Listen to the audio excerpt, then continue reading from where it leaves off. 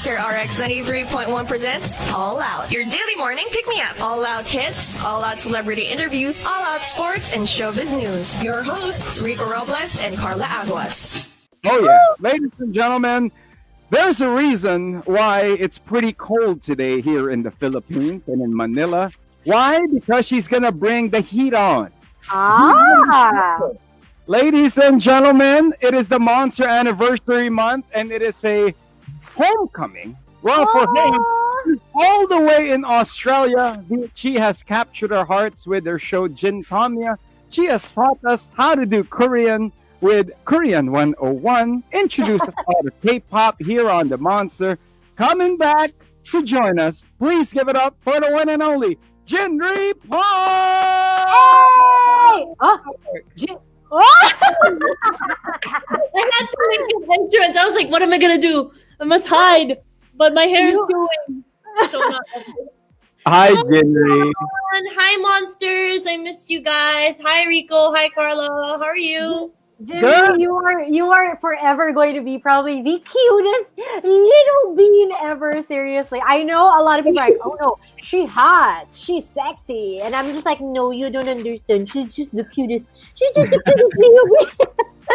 Jinri, how are you? How have you been? Oh my God, my face is like. No.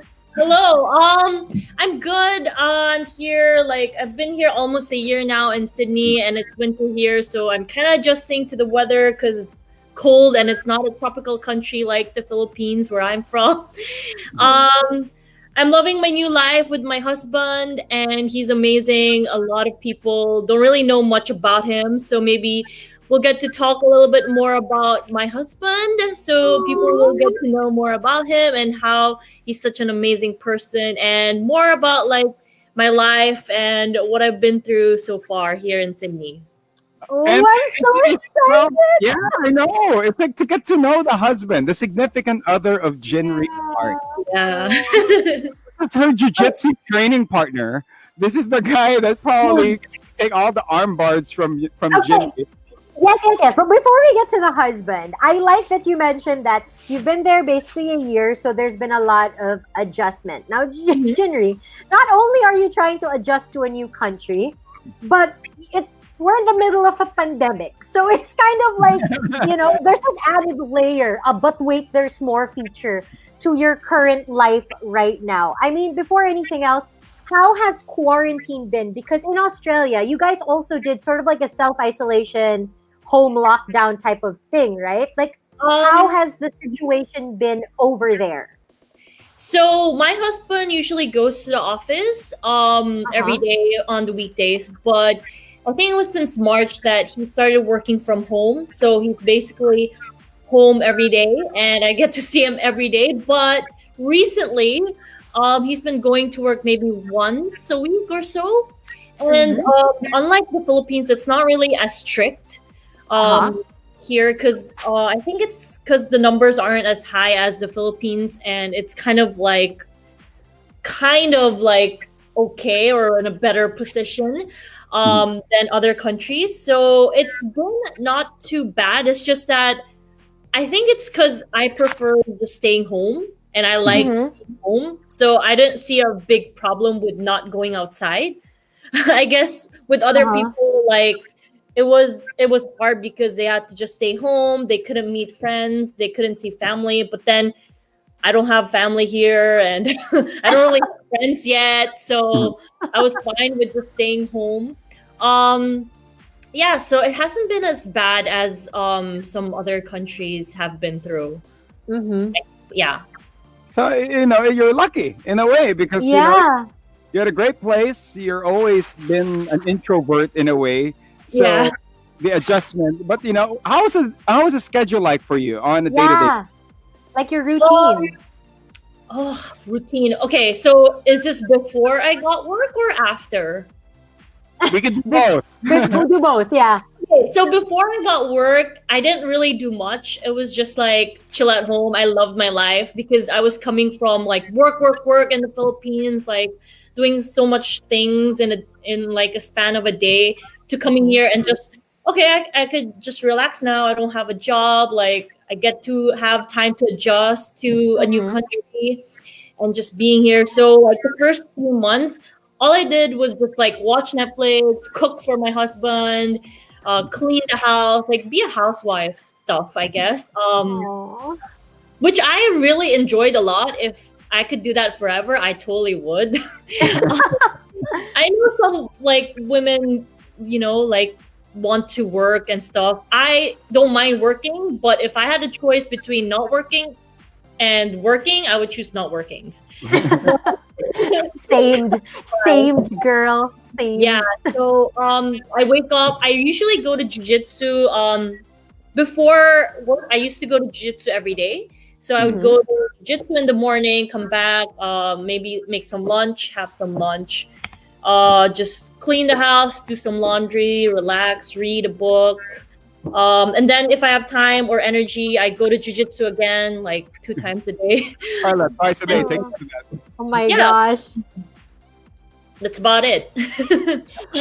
So fit. And then- It's unfair. Right?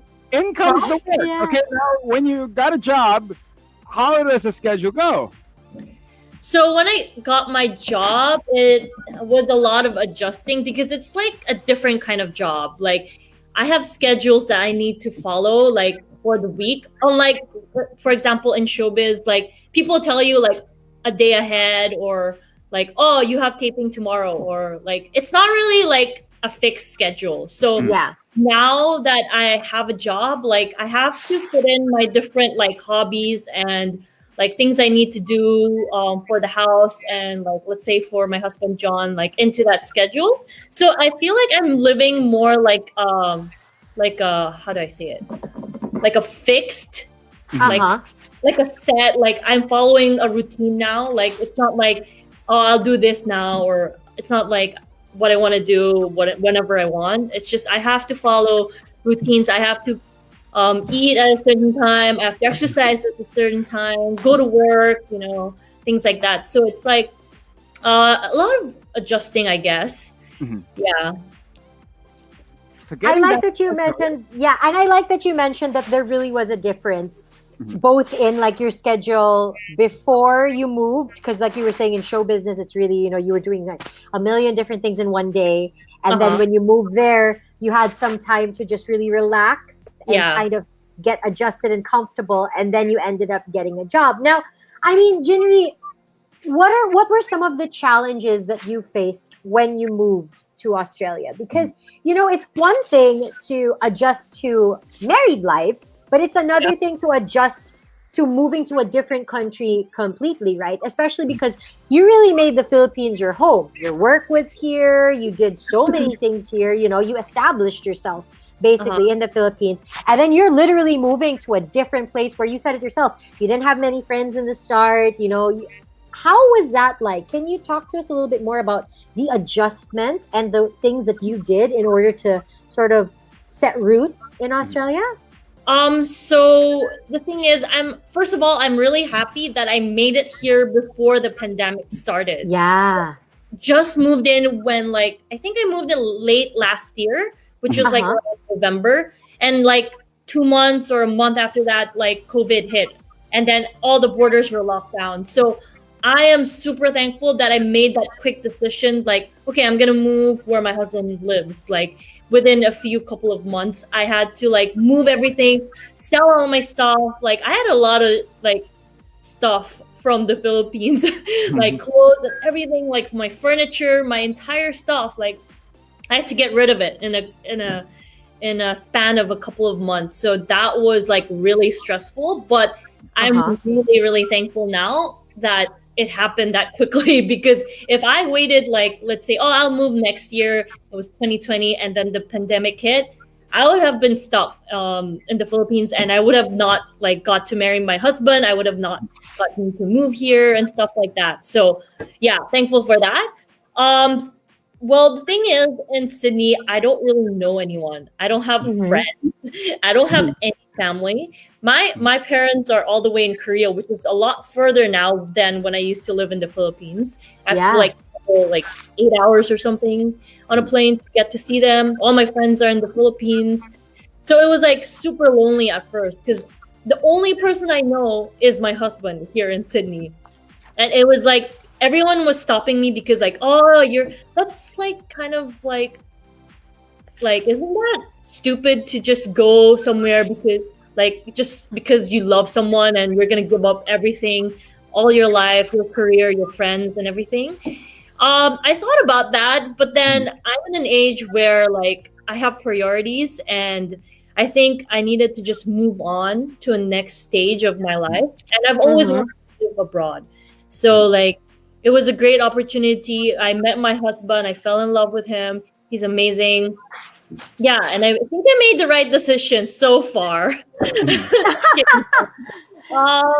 So that was the hard part because it was the relationships. I didn't know anyone. I didn't have anyone to talk to. It was although I'm an introvert, I would have wanted like one or two friends Mhm. Uh-huh. to like guide me like on how life is here and how it's different culturally from Asian countries. Because this is like obviously this is not like an Asian country, but there are a lot of Asians too. But it's like a whole different culture here, and like it's not the English that I know. So they speak like in a different accent. They have jargons that I don't understand. And it was hard at Have you first. And picked up the accent? Have you picked Huh. up the accent? No, No, not yet. I mean, I say some words here and there that they use a lot here, like mate. I use that a lot. Uh-huh. But no, not the accent. People always ask me, "Oh, are you from the States?" When I like talk to people here, I'm Yeah. like, "Oh, I'm from the Philippines." Yeah. You know, Jinri, you did mention all about your husband, the love story that you guys, led to the wedding. So this is the part of the interview where we want to know and we want to get to know. Yeah. And so, how did you guys meet? Okay. How did we meet? Okay, so last year for my birthday, I traveled to Australia just for like my birthday travel thing. And I was like instantly in love. I was like, "Oh, I love this country. It's great. Like it's so chill."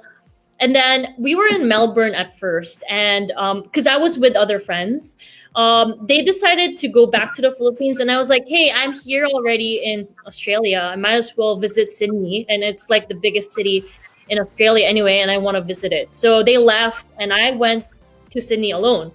And when Uh-huh. I didn't know anyone, so I was like, "Okay, where to go and what to see, what to eat." So I asked a friend, and he said, "Oh, I know someone who lives in Sydney, and he can take you around." So I was like, "Oh yeah, sure, why not?" So I met up with him, and he happens to be my husband.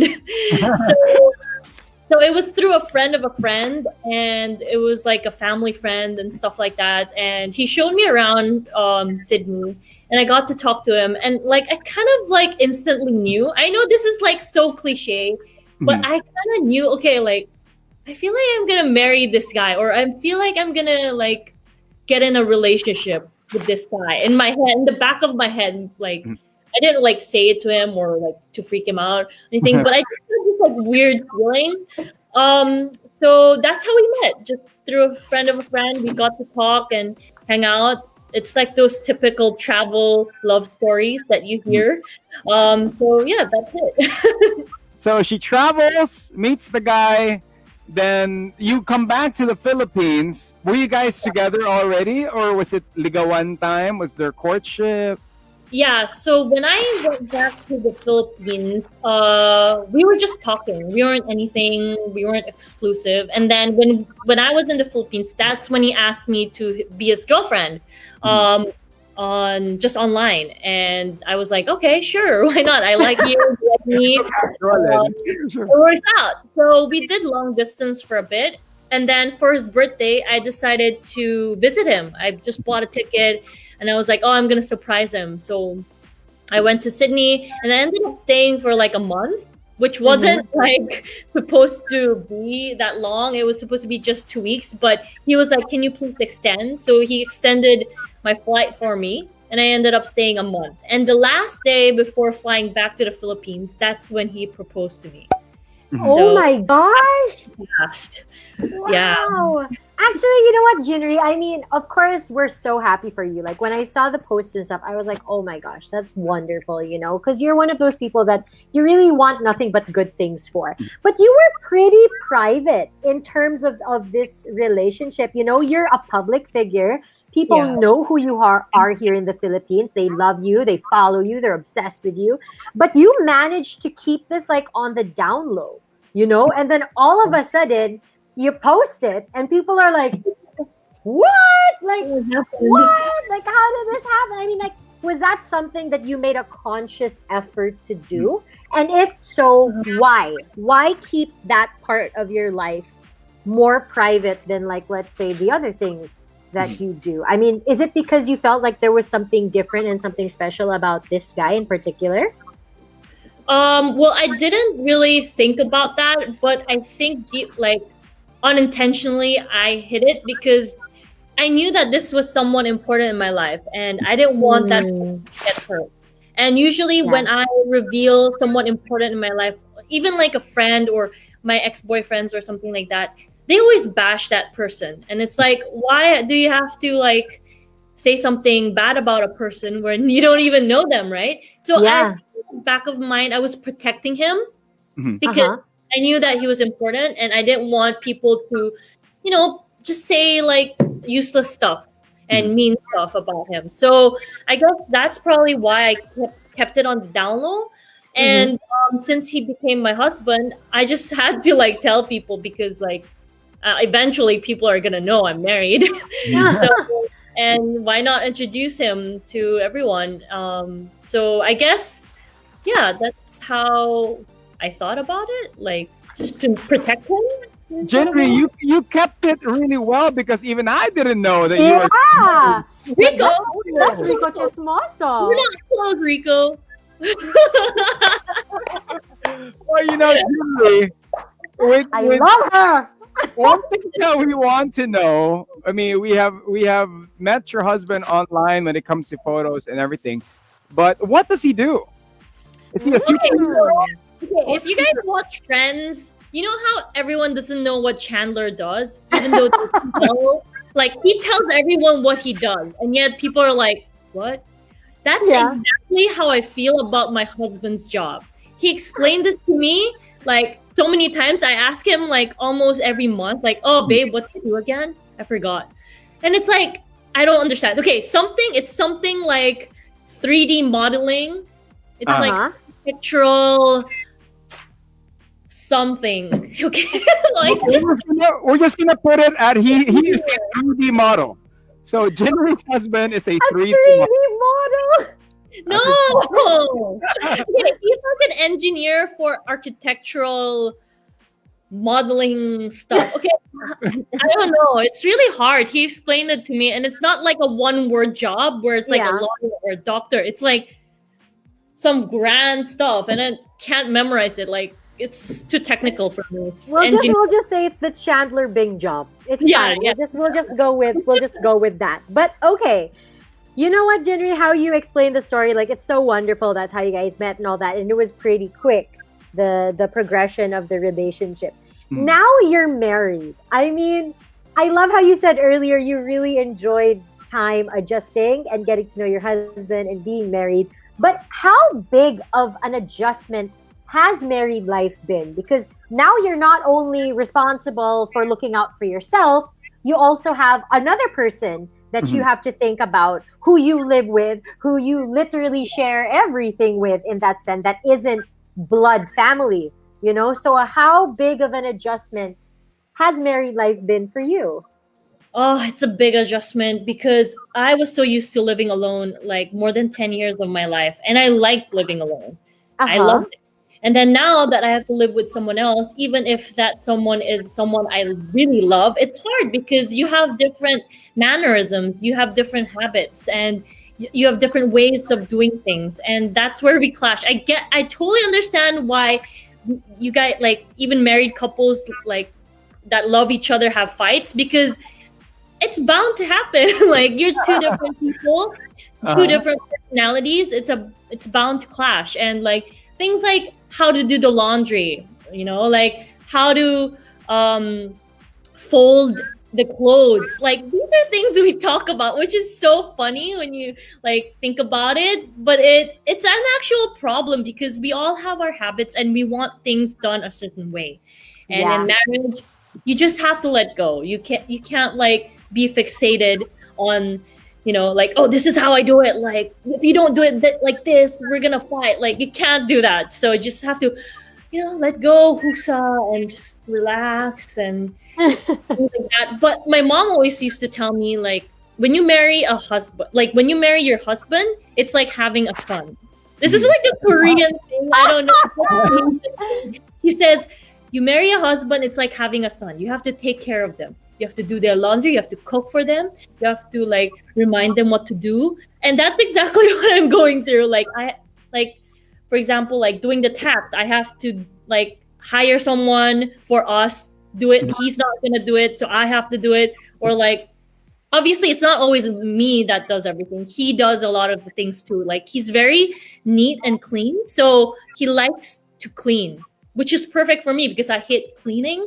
So I let him do that. So it's a balance of two different like personalities, and like just have to work with all those things. And I'm glad that I met a husband who's very neat because I hate like cleaning, dishwashing, all those things, and he will happily do it. I Henry, love it. Jinri, I got a question. So you did mention about your mom saying something. Now, when you got engaged, how did your mom and dad feel? How did you the whole situation? Did they even know he was in your life? Because again, you are notoriously private. Yeah. And this was quick. Like, did they even know? Okay, how do I say this? Okay, okay, do not take me the wrong way, but Warning na. I already like this. when I told them I'm gonna visit Sydney again for his birthday, my parents were like, "Why?" And I was like, "Oh, I have a boyfriend in Sydney," and they were like, "Okay." And like I never tell my parents about my boyfriends, like never. Like they don't even know about any of my boyfriends except for my first boyfriend in high school. So this was like a shock to them because wow, Jinri is finally opening up about boyfriends, and this is the first guy she actually admitted to be her boyfriend. So I guess they were like in shock at first, and it was okay. And then you know how we proposed. Okay, the funny back end story is John wanted me to live in Sydney without us getting married yet. Like we were just boyfriend and girlfriends, and he was like, "Hey, can you just move to Sydney and live with me? Like you can study here, and we could just live together." And I was like, "Yeah, that sounds cool," because I've always wanted to move abroad and go back to my studies.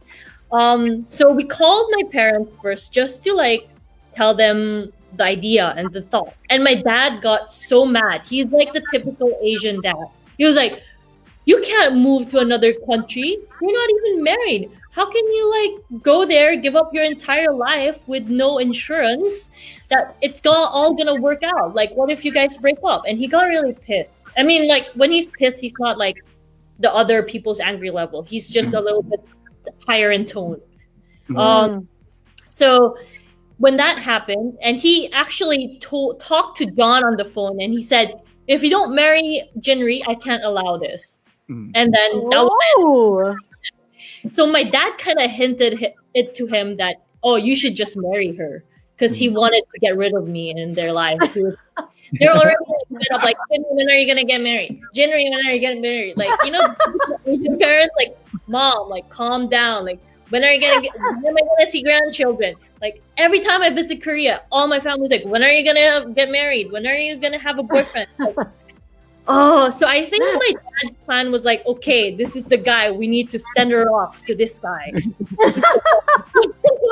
That's when like John was like thinking. He didn't say anything after that conversation with my dad, but I think he was like thinking at the back of his head, like, I guess I have to propose. I have no other choice.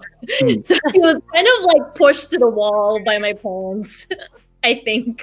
I love how honest you are. You have always been so honest. It's hilarious. Thank you for sharing that. See, guys, sometimes Asian parents, man, they're a blessing.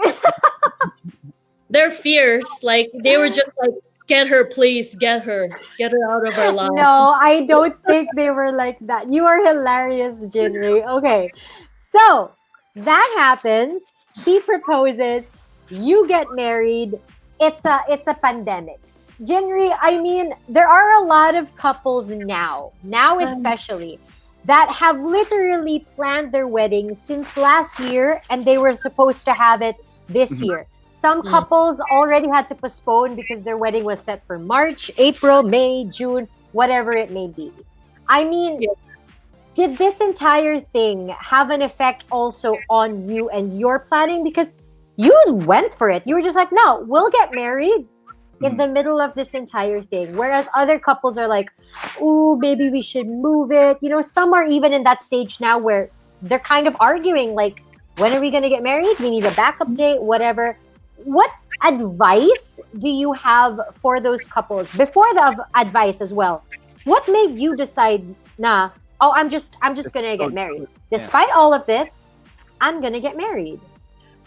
So I think it's well. First of all, I was gonna get married on March 21, which was a week before like the lockdown happened here in Sydney. So it was literally a week before, and going towards that date, like a lot of people were canceling. Like first it was like my friends from the Philippines, and it happened to be my family, which was like the worst because that night I cried so much because I was thinking, okay, my dad is not gonna walk me down the aisle. Like, how is that gonna be a great wedding? So I was like so devastated. And then like a few of John's family from Australia couldn't come. So it was like becoming smaller and smaller. And I was telling John, hey, like we shouldn't do the wedding anymore. Like there aren't gonna be people coming, and what's the point of doing it with like 5 other people? And he was like, no, it should be fine. And then the lockdown happened, and then we weren't allowed to have weddings at all. So yeah, that just canceled all my reservations. I had to call them, the church, the catering, everything. My wedding dress even came from the Philippines, and I was so devastated. I was so disappointed, and I was like, how's this happening? Why are we in such bad luck and things like that? But, when that day came, or actually a few days before, I told them, you know what? We should still get married. We should still go to the church and have just like 2 witnesses, which is like, I think the legal number of witnesses. I just bought like a cheap dress, a white dress that was on sale, and just went to the church and we signed their papers. And actually John's brother came to congratulate us, so it was an intimate but fun kind of ceremony. But I'm also hoping to have my real wedding, where I actually wear that wedding dress that I, had made for me and was shipped from the Philippines. Have my dad actually walk me down the aisle.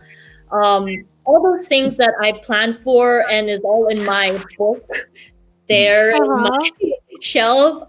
I'm gonna make it happen one day. Maybe it won't be next year. It won't be the year after. But one day, I really want to have that wedding that I've planned for. So, and my advice is for everyone who's going through the same thing that I'm going through, it's just don't lose hope. Like it's gonna happen one day. Don't feel so bad about not having your dream wedding right now. It doesn't have to be right now. People in life, they have it when they have babies. Some people have it when they're 60. They do it again when, there's so many ways and different, what do you call this? There's a right time. That's what I'm trying to say. There's a right time for you to have that wedding. So don't feel so sad about it. It's all going to work out. All Out with Rico and Karla. All Out music and all out fun. Monday to Friday, 10 a.m. to 1 p.m. only on Manila's hottest Monster RX93.1.